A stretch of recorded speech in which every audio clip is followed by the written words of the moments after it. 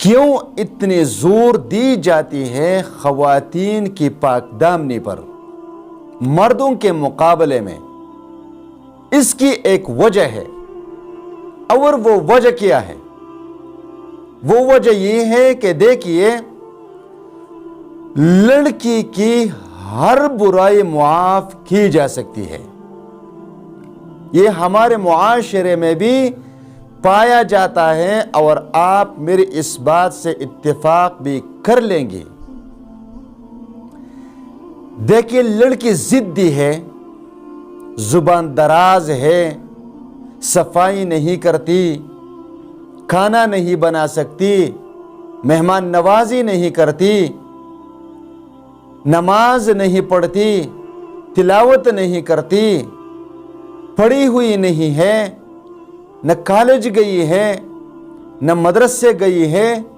یہ ایسی خطائیں ہیں جو غلطیاں ہیں، عورتوں کی کمزوریاں ہیں، لیکن ان کو برداشت بھی کیا جا سکتا ہے، اس کو برداشت بھی کیا جا سکتا ہے، نظر انداز بھی کیا جا سکتا ہے، لیکن کسی لڑکی کا کردار صحیح نہیں، کسی لڑکی کا کردار صحیح نہیں۔ یہ وہ غلطی ہے جو کوئی اس کو برداشت کرنے کا قابل نہیں ہے۔ کوئی بھی دنیا میں ایسا نہیں جو اس غلطی کو نظر انداز کر دے،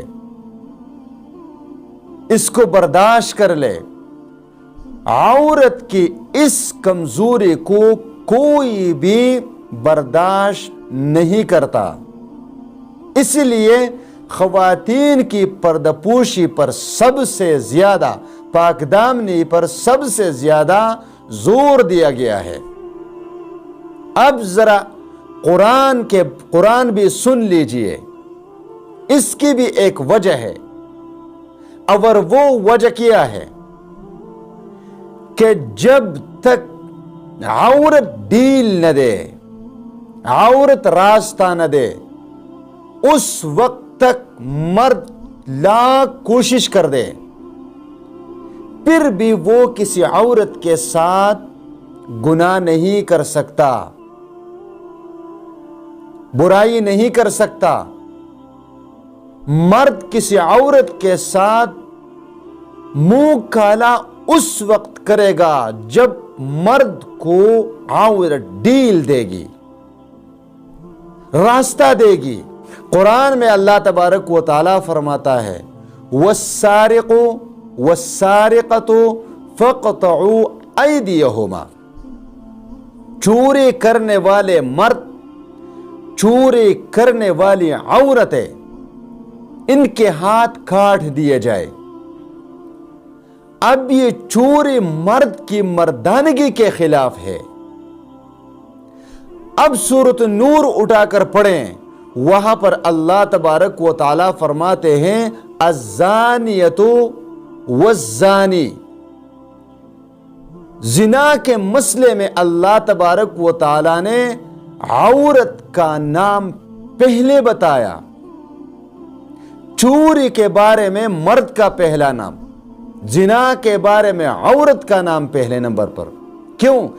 یہ اسی بات کا نتیجہ ہے کہ جب تک عورت ڈیل نہ دے، راستہ نہ دے، کوئی بھی مرد چاہے کتنا ہی مائکا لال کا بچہ ہو، وہ کسی عورت کی طرف آنکھ اٹھا کر نہیں دیکھ سکتا۔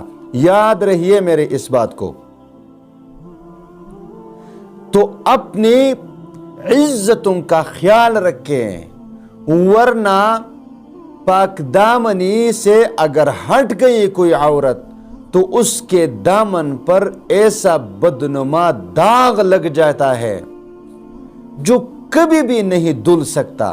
توبہ کر کے اللہ کے حضور تو صاف ہو سکتی ہے، کیونکہ ہر گناہ کے بعد جب توبہ کیا جاتا ہے تو گناہ ختم ہو جاتا ہے، لیکن یہ معاشرہ اس عورت کو معاف نہیں کرتی، یہ لوگ اس عورت کو معاف نہیں کرتے.